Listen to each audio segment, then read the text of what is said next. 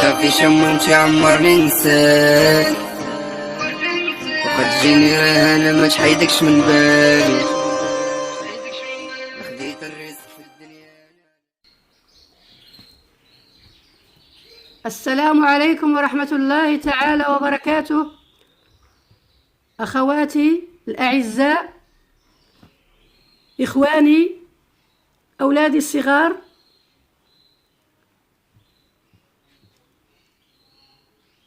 كنشكركم وكنتمنى لكم صحة جيدة وطول العمر إن شاء الله. اليوم جيتكم بفيديو جديد لأتشارك معكم وصفة سحرية وفعالة لعلاج حساسية الصدر والربو والسعال والحكة والكحة والكحة وترطيب البلعوم. وهذه الوصفة هي طبيعية وصحية بالنسبة للناس عامة الذين يعانون من هذه الحساسية وضيق التنفس، خاصة أثناء فصل الشتاء أو في نزلات البرد. لذلك جيتكم بهذه الوصفة لتستفيدوا منها أنتم وأبناؤكم. بعد ما استفدتها من عند واحد المرأة جربتها وتعالجت بعد ما كانت تعاني كثيرا من هذه الحساسية، وزارت الطبيب بكثرة واستعملت هذه الوصفة وتشافت بإذن الله سبحانه وتعالى. وما بغيش نبخل بهذه الوصفة وجيتكم بها باش تستافدوا تتوما منها، أخواتي، إخواني، أولادي الصغار. لكي تستفيدوا منها، فأكثر الناس أكثر الناس يعانون من هذا المرض اللي هو مرض مزمن وخطير. نحتاج في هذه الوصفة إلى الشمر كما تلاحظون أخواتي، الشمر أو حبة الحلاوة. الكل يعرف حبة الحلاوة والكل يعرف الشمر. كما نحتاج المكون الثاني وهو الكمون البلدي،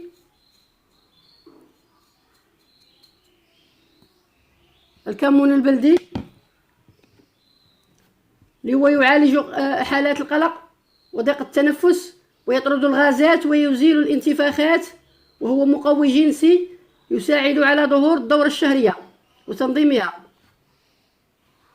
كما قد نستعمله للشعر، لتطويل الشعر.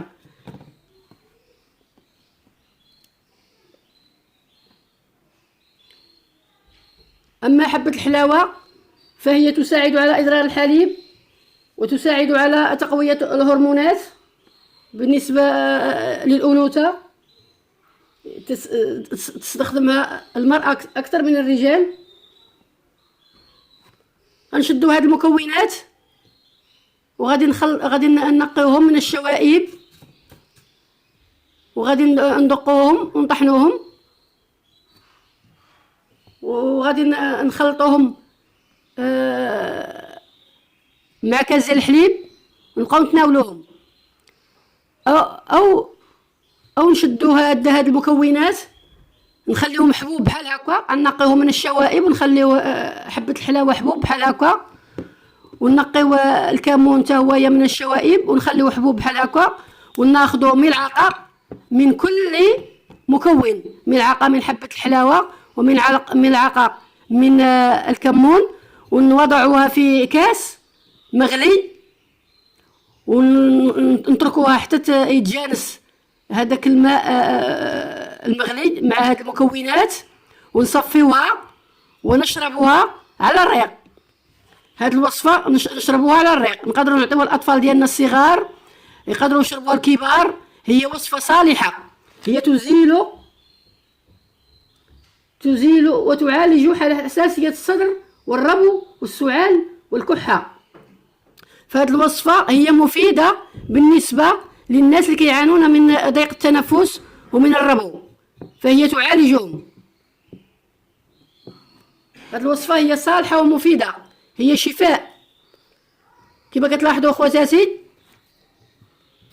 بما ما نطول عليكم، غادي نشدو الشمر او حبه الحلاوه، غادي نقيوه من الشوائب، وغادي ناخذوا ملعقه منه وغادي نوضعوه في الكاس، وغادي نشدوا الكمون وغادي نقيوه من الشوائب، وناخذوا ملعقه منه وهو حبوب، ونوضعوه في الكاس، ونزيدوا عليه الماء المغلي، ونخليوه حتى يتجانس هذوك المكونات فيما بعضها البعض، نتركوها حتى تبرد وتتجانس، ونصفيوها ونشربوا الكاس على الريق كل صباح وكل مساء قبل النوم.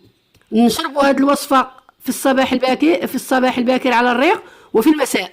ولا نقدروا نشدوا هذه الوصفة وندقوها ونطحنوها حتى تصير بودرة كل من حبة الحلاوة والكمون، ونوضعوها في كاس من الحليب مغلي، ونشربوها على الريق في الصباح وقبل النوم.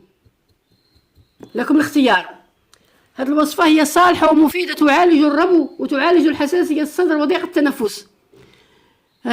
فأكثرية الناس يعانون من هذا المشكل. ما تنسوش اخواتاتي تبارطاجيو هذا الفيديو لتعم الفائدة ويستفيد الكل من هاد الوصفتين.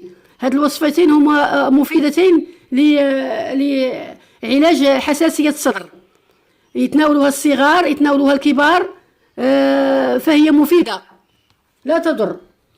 ما تنسوش اخواتاتي تبارطاجيو هذا الفيديو على الاحباب والاصدقاء، وتشتركوا معايا في هذه القناه. بالنسبه للاخوات اللي غادي يزوروا هذه القناه، الاخوات الجدد يشتركوا معايا في هذه القناه، وجزاكم الله خيرا وشكرا.